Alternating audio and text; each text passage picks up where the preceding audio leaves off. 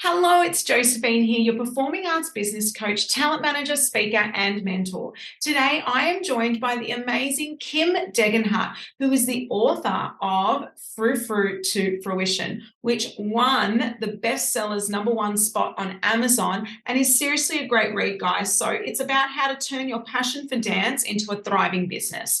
Now, Kym started her journey, in a small town in Queensland, Australia. She ended up on the stages of the Moulin Rouge in Paris and then ended up being a studio owner in Canberra with nearly 500 students. We are going to talk about not only the contents of the book, but also the journey and the story that she shares, because it really is truly a great story. Now, Kym has been teaching dance since 1998 and has had a 10-year international professional dance career. She was notably as the Can Swing at the Moulin Rouge in Paris and the principal dance captain for Dance Encore Productions in Tokyo. She's now the director and owner of Bomb Funk Dance Studio in Canberra, and she has been since 2014. Now, she took on this studio with around 100 students and turned it into a 500 student studio, which is pretty phenomenal. And we also talk about how, and this is my favorite part, how she has created an in-house theater within her studio. And, she's really turned her studio space into a performance space, which is phenomenal. Okay, now Kym taught dance in Hong Kong before moving to Canberra in 2010 to be that principal at that local studio. That's before she took on Bomb Funk, okay? She's published her first book in 2019, yes, just before COVID, Frou to Fruition, which we just talked about. And this is really about the industry guidance to dancers, teachers, and studio owners. So this book is for all of it. It really does cover it. And it's a lot of fun to read as well, because she talks about her own experiences in the industry. And we love that. We love listening about the journey. Now, Kym's studio won the local business awards for outstanding performing arts, and she's also been awarded Business Person of the Year at the local business awards in Canberra. Wow. She was also awarded Canberra's Young Businesswoman of the Year. So this lady is an absolute powerhouse, guys. We're talking to Kym Degenhart, so stay tuned. Hey there, I'm Josephine Lancuba, and you're listening to Business, Arts and All That Jazz. I've been immersed in the creative business world and performing arts industry for over 20 years. I know from experience that being an artist, a creative, or running a creative business can be a tough gig, but I'm here to tell you it's possible. I went from having $0 to my name and living below the poverty line, to then living paycheck to paycheck, to finally living a life of comfort, happiness, passion, and even stability. In this podcast, I peel back the curtain and share with you the ups and downs of my journey. Plus, I tap into the minds of creative industry experts to discover their paths to success. I know you have a spark inside of you, that little voice that tells you to reach for the stars. I want to help you step into your limelight, to have the courage to live a life you dream of, a life that you design. So get ready to be entertained and inspired as we talk business, arts, and all that jazz. Are you a studio owner who is looking to grow your studio business? Here's how I can help you. I would love to reduce the overwhelm and grow your studio with ease and confidence. Now, if you want to stand out from the rest and gain access to practical resources, support, and easy to use templates that will save you 100 plus hours in time and brain power, then leap into my brand new shop.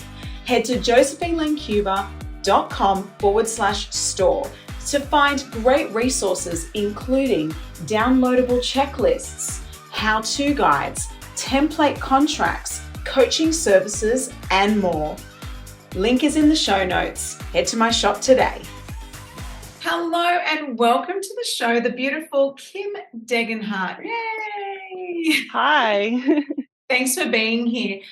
We've met a couple of times. We met at the VDF Festival. I mean, we've been speaking prior to that online. I think we've always been in that, industry circle. But the fact that I got to meet you at the Victorian Dance Festival and then bump into you again at Dance Teacher Expo in Sydney. So that was really, really cool. It was lovely to meet you in person, and I could see how warm you are, how passionate you are about the industry. So I just knew I had to get you on the show today. So thank you so much. Thank you. Yeah, likewise. It was great to catch up finally in person. I know, right? Because it's so funny how we make all of these connections online, but then you actually meet someone, you're like, oh, yeah, that's awesome. Now, you did send me a copy of your book, which I was so appreciative of. That's Frou to Fruition.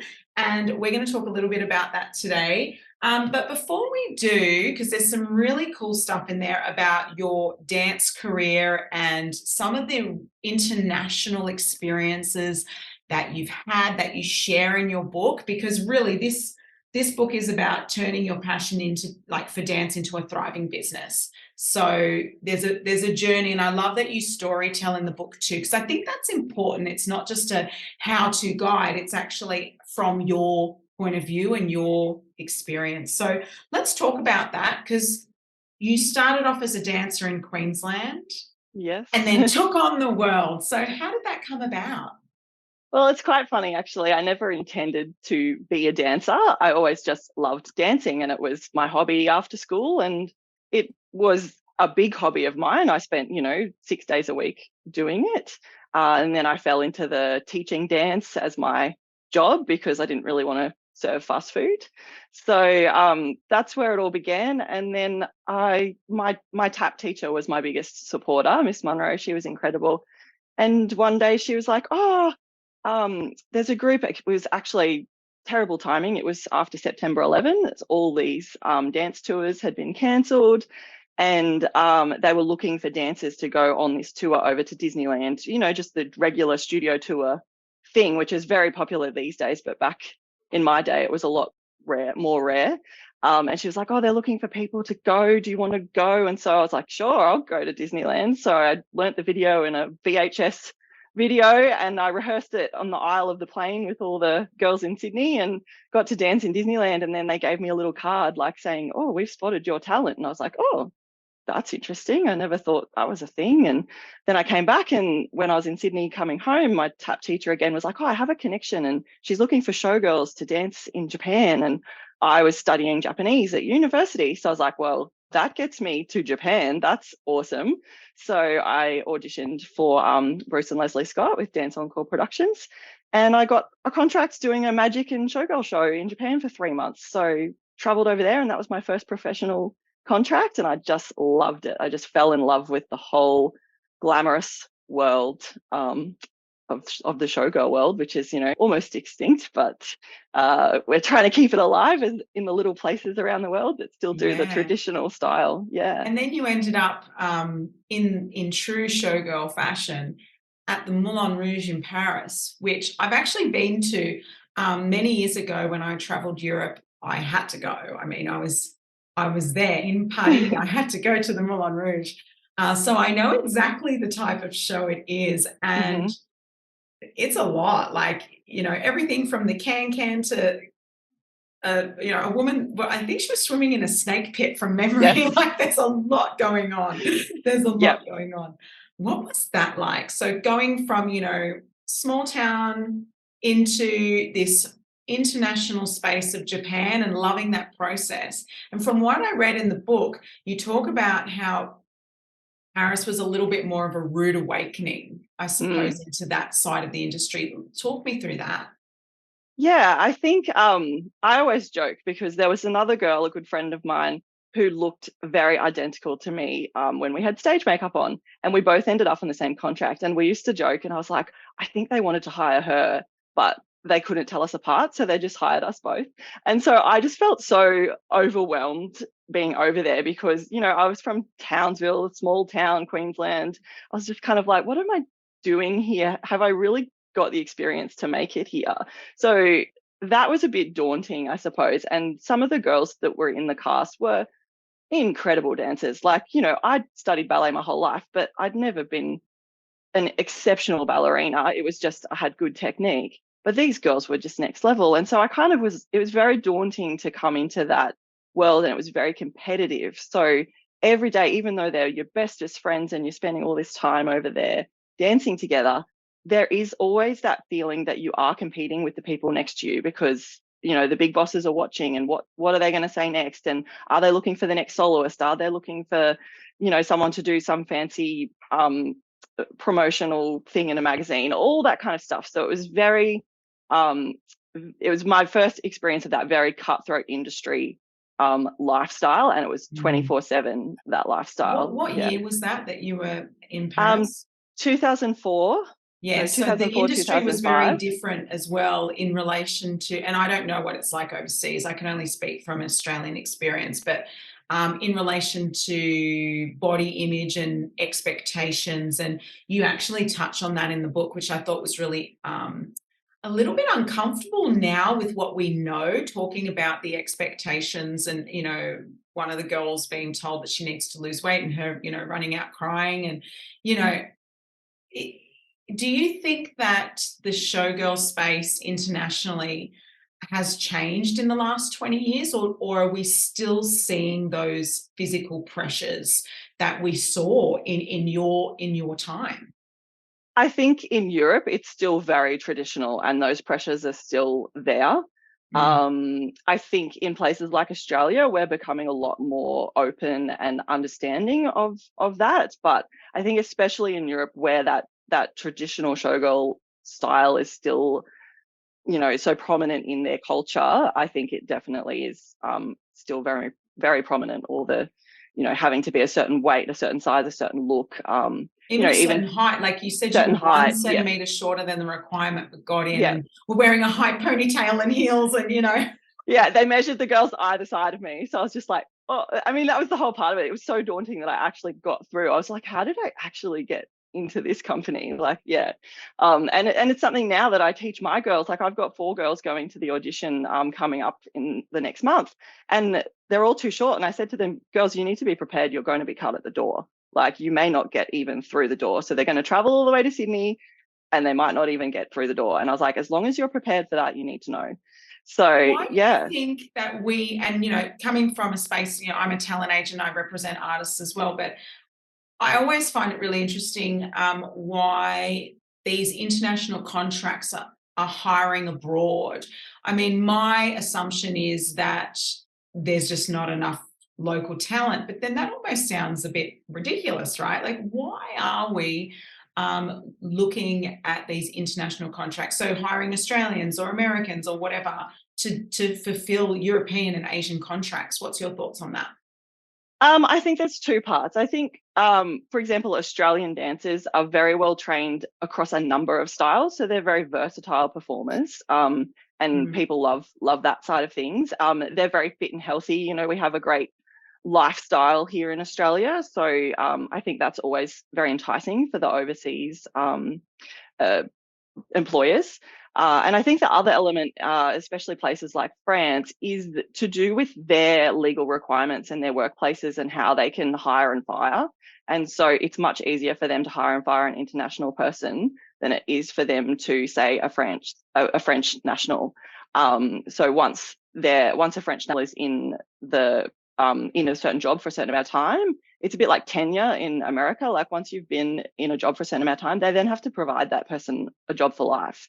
So at a place like the Moulin Rouge, those dancers, as they retire, still have to be given a place to work. So they then become the boutique managers and the costume, this or that. And so they still have to provide these jobs. So I think depending on the country and depending on the laws, and that may have changed since I've left, I haven't kept up with French law, but certainly each country has their own kind of laws about how they can hire internationals. And it's much easier to be like, oh, well, your contract's up or your visa's up, so off you go, and we'll just hire someone else to replace you, because that's the financially easiest thing for us to do.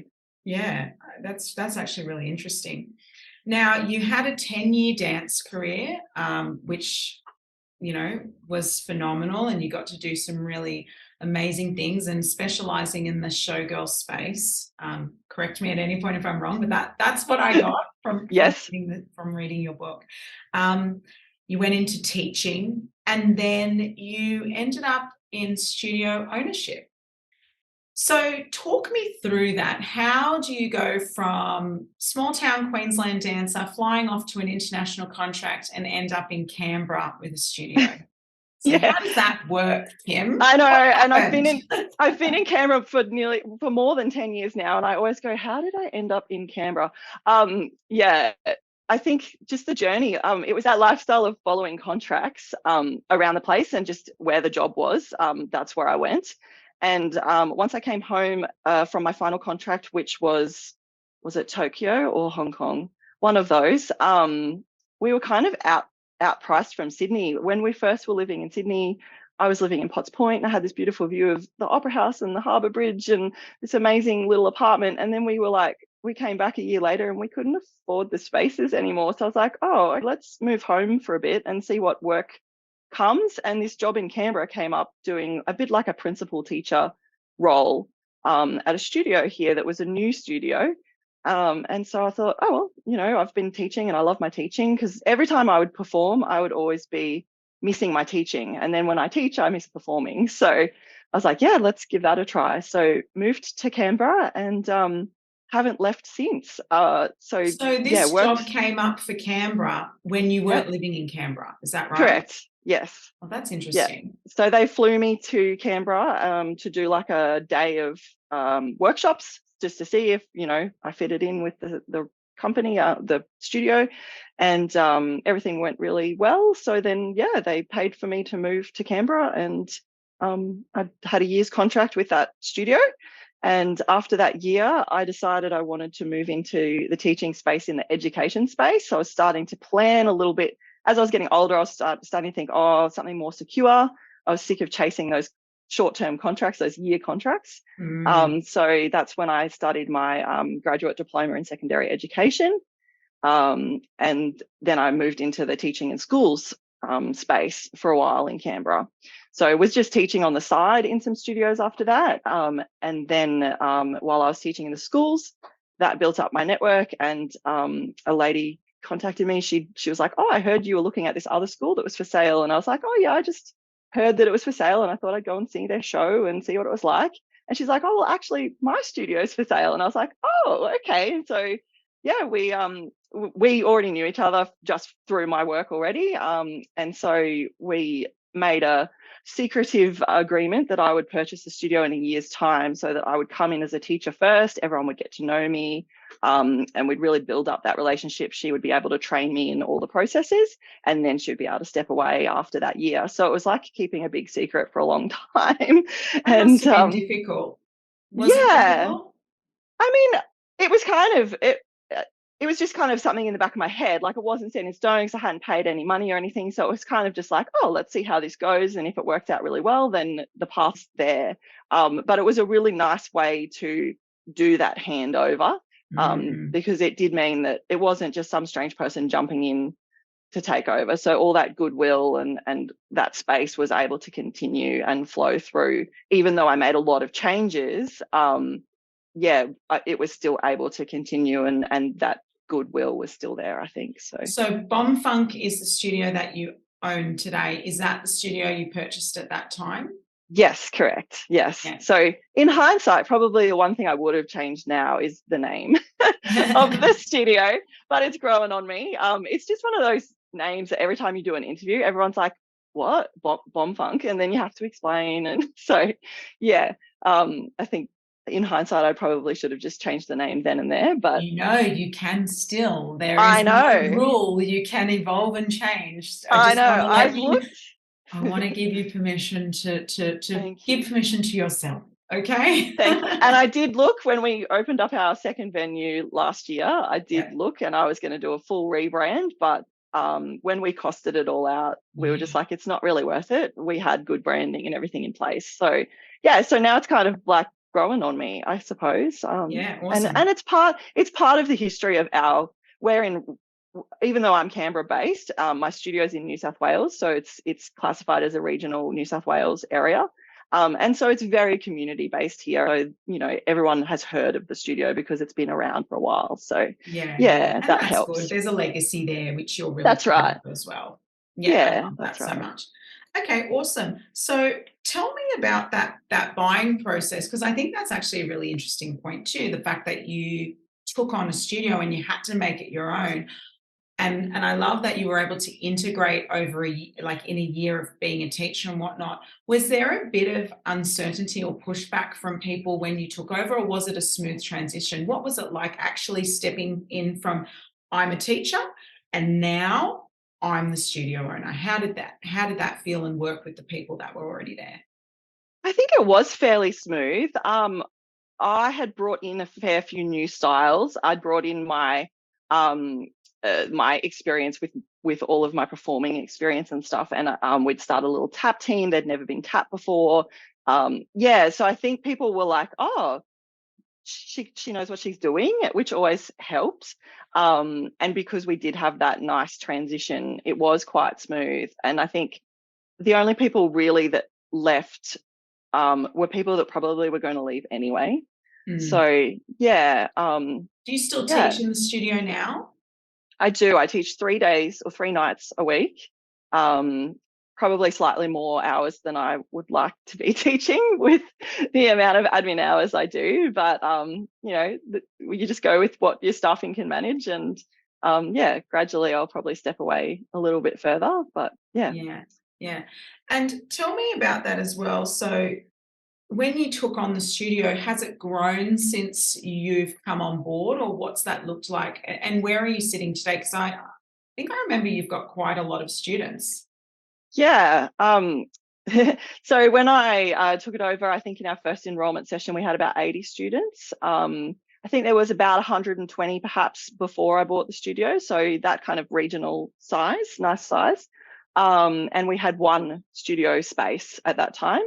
And so then within the next, I'm trying to think, we basically grew by about 100 students each year for the next few years. And that also came about because I kept expanding. So the building that our one studio was in, the room next to us became available. So I took that over, and then we put a studio in there. And then the room on the other side of us became available. So I took that over, and then we ended up having that whole building. So that helped us with And our how growth. many students do you have today? Yep. So today we're sitting just under 500. Yeah, that's So amazing. yeah, we've just kept building, but we've actually expanded. So now we have 2 locations, which came about a little bit too soon. We were looking in COVID times for a new space. Our one of our main space, the rent is extremely expensive where we are, and Mhm. so for us to even contemplate any kind of profit in the future, we were like, we need to find a better venue. And so this new space came up during the end of COVID, and we were like, we've got no money left, but this space was just perfect. So we thought, oh, well, let's just jump in and see how it goes, and just take that big leap. And so yeah, now we're juggling 2 spaces. So whether we And downsize how's it again, who going? knows? How is the new space going? Are people being attracted to that space? Yeah, I mean the new space is uh it's everything that I would want in a studio. It has all the bells and whistles. I think we were able to really design it to fit my vision, whereas our old space is literally just some rooms. So it never even had like a front desk area or anything like that. Whereas now this new space, it has a waiting area and all the things that you would want. So that's been brilliant. I think it's just taken a bit of time to get word out there. And then once people come, like we try and do events at our new space so that our people from our other studio can come and see the space. And as soon as they see it, they're just like, oh, wow, okay, now we understand. And then they're happy to come and drive that little bit extra to the new station. So it's just kind of taken that bit of time to get word out there. Is your goal to have two spaces or to transition people from the old space to the new space? I would love to transition everyone across so that we're just operating out of the one space again. Mm. Juggling the 2 spaces with staffing and timetables and all that stuff is a challenge. And even Yeah. like my senior students have some classes at one, and then they literally have a half an hour break to drive across to the other studio sometimes. So that's always a challenge. And I think that downsize actually would benefit us financially. Um, But at the moment, our old space is right next to a primary school that has 900 students at the school. It's a fantastic location. We have like a drop-off service, so they walk up from the school, and it's right amongst the community there. So it's a fantastic location. And so I mean, giving you can that always up. still have a few classes running to support Yeah, the local primary school, that's but right. that's it, you know? Yeah. And we've just had this year, the high school is being built amongst the primary school there. So we've got a contract teaching the dance classes with the high school. They come up to our studio. But yeah, long term, maybe we can be taking our classes to the high school instead, and do that way. Totally. But I used to, when I first opened up my business, um, many years ago now, the very first model I had was that I used to go into the schools and teach yeah, dance and dance fitness in schools. And that was it. I never had a space. I would literally be contracted to the schools. And you can absolutely run from their space. So, I think that's a really beautiful option. And hey, you can even contact the primary school and see if you can get their school hall after hours and do it. You know what I mean? Like, you're yeah, keeping those clients, reducing the cost, and just move to the new space. yeah, that's right. So yeah, Beautiful there's lots of ideas here, ideas. Kim. I Yeah, love it. lots of ideas. Who knows what will eventuate? Now, speaking of the new space, is this where your in-house theatre is? Because I know from our conversation at VDF, which is Victorian Dance Festival for everyone that's unfamiliar, but essentially you were talking about this new theatre space that you had. You'd built a theatre inside your studio, and you were operating like professional shows and events from this space. Is that in the new space? Yeah, Yes. tell us about that Yeah. process and what it's like having a theatre in-house in your studio. Well, it's amazing. It's really fantastic. Like we've got so I have a pre-professional showgirl company and a tap company that we perform at a lot of events around town. And so they can just go into the theatre and practice all their shows every time we need to. There's no having to book the venue and do a dress rehearsal or anything. We just do their dress rehearsals in their regular training. Because you can just do that. If you want to film a video that looks top quality, you just take the class in there and turn the lights on, and you can do that. So it's great for the kids to be able to just jump in, and how they never perform if it's in the classroom, but as soon as you put some lights on them, then they'll start to perform. So it's a great experience for them to be able to just jump in, put the light in, and they feel like they're performing all of a sudden. So yeah, it's been. Are you running your concerts and shows in your space? What's the goal there? Yeah, so we're running a lot of our smaller concerts and shows in that space, but our main end of year show is still in a much bigger theatre so that we can accommodate for the audience capacity. But all of the small things, so we've just done our fairy tale ball, which is one of our favourite events of the year. We've been able to move that into that space. We've just held a soloist showcase. So, it's the small shows that you can't really afford to go to other venues and spend money on when you've only got 8 people in the cast, or the soloist showcase, for example. The parents get to see their solos at comps all throughout the year for free, so why would they come? But for us, it was so valuable to put this soloist showcase on. We have so many new kids doing solos this year. They've never done their solos before on stage, so we put on a little show so they could practice doing it to an audience before they head off to comp season. We couldn't have afforded that if we had to hire a venue and do all of that, but And just because it was logistically hiring a venue these days, it is so expensive. What's the capacity of your theatre? So we can seat about 163 in there. That's actually really Yeah, good. yeah. So it's a good number, and we can do different things. So we've got a section of stadium seating which seats approximately 100, but then in front of that area we have it's still a studio space. So by day we use it as a studio, and then we can put banquet tables in there. We can put theatre seating in there. We can have it for our fairy tale ball. We had it as a ballroom space, so the kids, it was like a dance party, so they all could just be there and dance with the princesses. So yeah, it's a really nice versatile space, and we can change the capacity to fit. Yeah, I love that. And I think in this day and age where the prices keep hiking and hiking on everything, and venues are, I actually think sometimes venues are absolute highway robbery. And I tell you, I get it, because who knows what they're paying for the space. But some of these venues that we hire are owned by council, right? Yeah. So you have to wonder, why are we paying $10,000 a day for a venue? Like, and it Yeah. can be, right? It Mm, absolutely can be that expensive. And I understand easily. staffing, and I understand rent, and I understand all of the things. But that still seems like a lot of money. So, I remember we started changing our venue. We used to use a venue years ago that we loved. It was a theatre venue, and we sold out. And I remember selling out that show and still being in the red. Mm, This was years and years ago now. And I just yep. thought, why? I'm Yeah. selling out a theatre and I'm in the red. There's only so far you can push up a showcase price.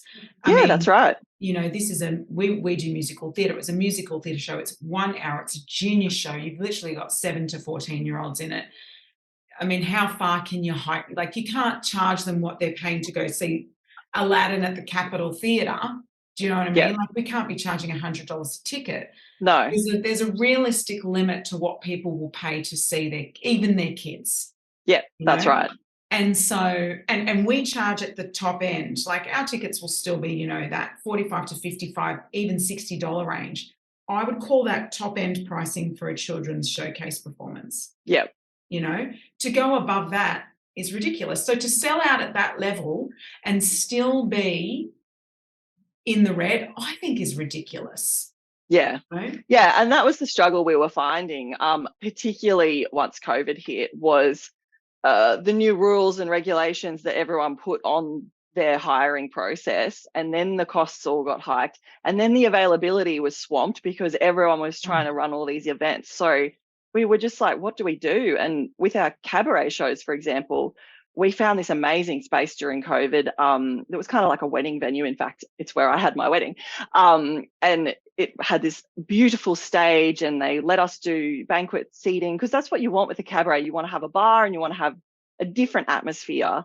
Totally. And it was fantastic for the first year. And then after that, a new company took it over and they were like, no, you have to have a 3-course meal. And as soon as you add the price of a 3-course meal onto a venue hire, your tickets are $120 and no one wants to come. So, and we kept having this happen when we tried new venues for our cabaret style shows.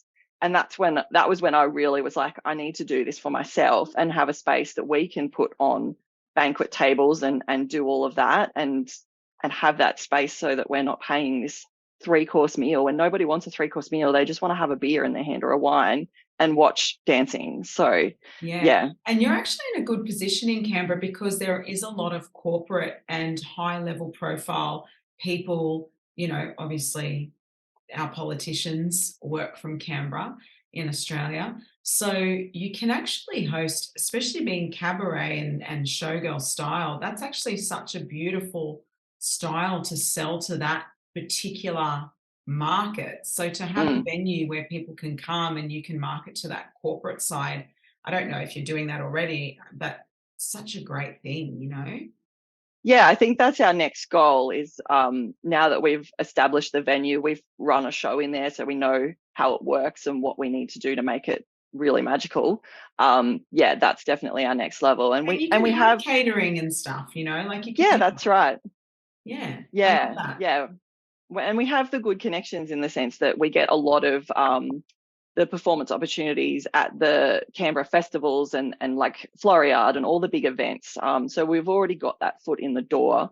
It's then bringing them to us is that next step.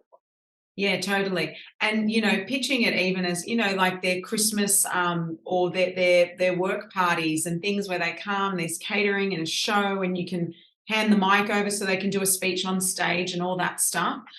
I don't know, like I love this stuff because I'm a producer at heart, right? So Yep. for anyone listening that doesn't know that, yes, I'm actually a producer at heart. So I've produced many shows in my time, sold them, across Australia. We've had some really good successes with the things that I've put together and sold, and also some terrible flops. I mean, it happens, right? But the flop usually comes from the investment of the venue. And so the fact that you've eliminated that, and I know you pay rent in your space, in your studio, like I totally get that, but you're turning your theatre into a classroom by day, right? Yes. Theatre by night. So this dual purpose is what makes this so special. I've actually thought about having my own theatre many times over the years. So when you said you did it, I'm like, I love it. I love it so much because enough, there's actually not enough small to mid-sized theatres that are accessible in Australia. And I don't know, for our international listeners, I don't know what it's like where you're at, but what I can say is we've got these really big, beautiful venues, and that's great. Then you've got your club venues, which is more your RSL types, not as fancy, but not as expensive, but still up there. And hey, some of them have good auditoriums and they're fine too. But they're definitely not necessarily magical places. You know what I mean? Like the ambience isn't the there. Gamblers on the poker machines, like the auditorium's nice, and then you walk out and there's like people playing the machines or whatever. So I feel like there's not many small venues that have a decent sized stage, because you can hire a cabaret venue, right? But the stage is the size of a one-man show. Yeah, 3 dancers max. 100%. So how are you supposed to, so where's that middle ground? And that is what's lacking in Australia. We need more accessible, affordable, small to mid-range venues that are providing entertainment and are accessible to the public, Yep. They can't all be the Capitol Theatre. No, that's right. Yeah. So I love that you're doing that. Are you looking to hire this space out to the public, or is this an in-house project only? Yeah, no, and we've already started hiring it out to the public. We've had a couple of shows in there already, a burlesque show, and we've had some bands hire the space as well. So yeah, we're just starting to get the word out there and get those processes in place. What's the public interest looking like? Are people like, because for me, it's like, oh yeah, there's a venue. Yeah. Is the local community seeing that as well? Yeah, we've got a lot of interest from the other dance schools that are looking for just a smaller venue for just, a mid-year thing or an on-the-side performance, a contemporary show or something small. And then there's the interest from the more abstract arts that need that medium-sized space, like you're mentioning, that there's just not that much around for them to look for. Yeah. And what I love as well is that you're producing professional stuff. Now, for people listening that have been listening to my show for a while, you'll know that I'm, the creator of Talent Manager Bootcamp, and I teach studio owners how to create professional performance companies and talent management services within their space. So you're creating these professional performance elements with your dancers. And this is actually creating a follow through for them as students. Like, it gives them somewhere to potentially go. I'm sure that there may be an audition process for your more, professional side. You actually mention in your book, Frou to Fruition, the importance of having these professional segues, and you yourself have had in the past an in-house talent management service, and we're providing those auditions and opportunities for your students. So how important do you think it is to have this professional segue and option for the people that you train and nurture and develop in dance? I think it's so important and so valuable.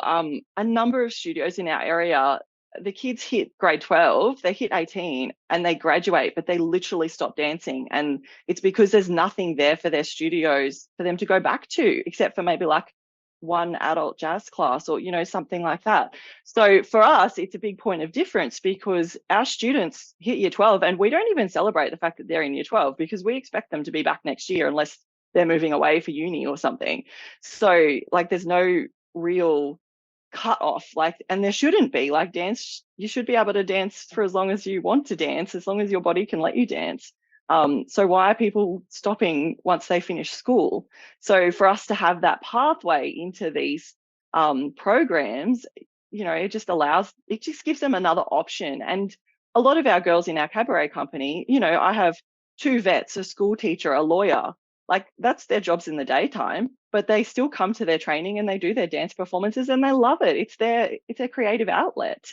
And, you know, they don't get paid a huge amount. We get very, you know, minimum payments for their performances, but it's about, you know, it's their fitness, it's their fun, it's their creativity, it's their hobby on the side as well. And so to be able to continue that, I think is so valuable. And to have that in our space gives us that point of difference. And it's such a great retention strategy, having a professional performance company in-house or having a talent management service where you can provide those on-screen and on-stage opportunities, whether that be for little people, you know, teens, tweens, adults, whatever.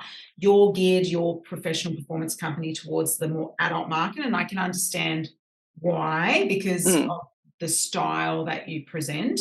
You know, that cabaret style is definitely a mature concept. But it's such a great one. And to be able to provide that is so great. And it is a retention strategy, because people think that when we think of retention, we just think inside the box of they're doing classes, and as long as they're doing classes, I've retained them. But what people don't see, and studio owners, I think, need to start thinking about, is that retention can happen in a multitude of ways, as long as they're still a part of our business and service, whether that be as a performer that contributes to our paid productions, whether that be as that's, you know, as a commercial artist who gets that, you know, books a how to film a great self-tape workshop, you know, whenever you sell one of those or whatever, or books a photo shoot with you, or buys a ticket to one of your shows. This is retention, you know, it's just a different type of retention. Even if your students are coming and buying seats, so let's say they're no longer doing classes, but they're buying seats to your show every single season. They love your studio, they love what you produce, and the families are coming in to buy tickets to see your shows. That's retention. Yeah. So we need to start thinking laterally about what retention means. And I think you've hit the nail on the head here, because professional performance and having these opportunities to sell a different part of the dance and entertainment space is so valuable. Are you seeing this this change in retention? How's it affecting your business? Yeah, absolutely. I think a great example at the moment is our current seniors in our fairy tale ball on the weekend. Each senior was allocated one of the main characters to be the sub. So, and this particularly came about over COVID times, because we were like, we have to have these characters on the stage, and if one of them gets COVID, what do we do?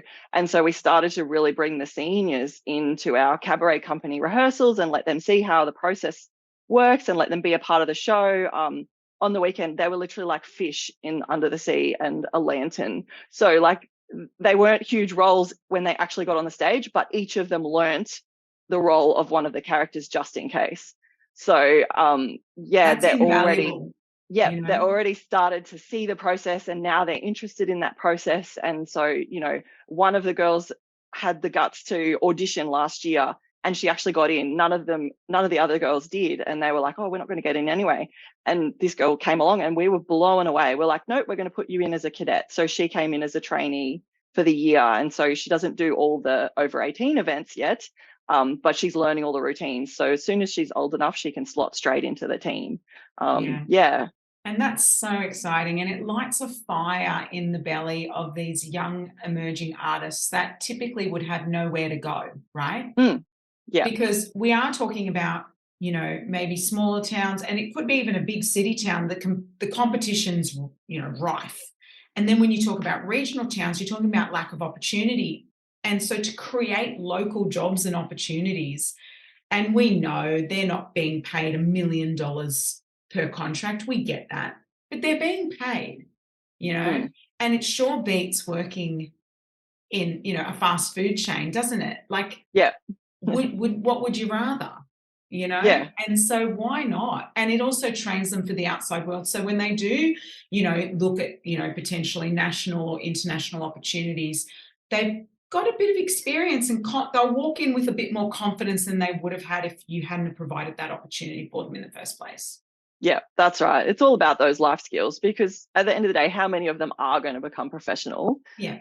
It's such a small amount, but how many of them are going to use those skills 100% of them will. So Yeah, absolutely. I love that so much. So tell me, who or what inspires you? oh my goodness, that's such a hard question.